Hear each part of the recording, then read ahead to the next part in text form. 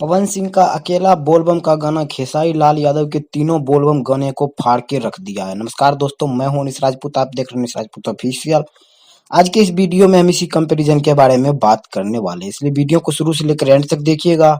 अगर हमारे चैनल पर नए हैं तो चैनल को सब्सक्राइब कर लीजिएगा, क्योंकि भोजपुरी की ताजा और सही खबरें सबसे पहले हमारे चैनल पर आता है। तो जैसे कि आप लोग को पता ही है कि आज सुबह में पवन सिंह के एक सॉन्ग को रिलीज किया गया, जिस सॉन्ग का नाम है जागी ये बाबा। तो बात करते हैं कंपैरिजन के बारे में। तो खेसारी लाल यादव का पहला बोलबम सॉन्ग पे 2 घंटे में मात्र 25,000 लाइक मिले थे। वहीं बात करें पवन सिंह के गाने के बारे में, तो पवन सिंह के गाने पे 2 घंटे में 44,000 लाइक देखने को मिला था, जो कि आप लोग स्क्रीन पर देख सकते हैं।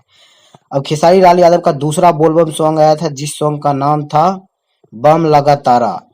इस सॉन्ग पे 8 घंटे में 41,000 लाइक मिला था, जबकि पवन सिंह के इस सॉन्ग पे 4 घंटे में ही 71,000 लाइक देखने को मिल गया, जो कि आप लोग स्क्रीन पर देख सकते हैं।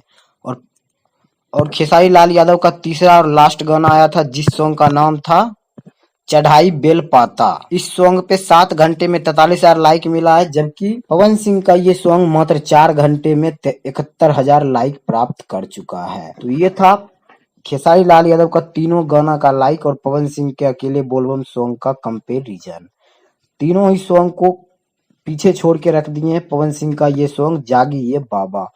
अगर आप लोगों ने इस सॉन्ग को सुना है तो आप लोग अपना राय कमेंट बॉक्स में जरूर दीजिए कि आप लोग को ये सॉन्ग कैसा लगा। अगर आप पवन सिंह के फैन से तो हमारे इस चैनल को जरूर सब्सक्राइब कर लीजिएगा, क्योंकि हमारे चैनल पर भोजपुरी की ताजा और सही खबरें सबसे पहले आता है। गाना चाहे किसी का भी हो, मार्केट में वही गाना बजेगा जो कि पब्लिक को अच्छा लगेगा।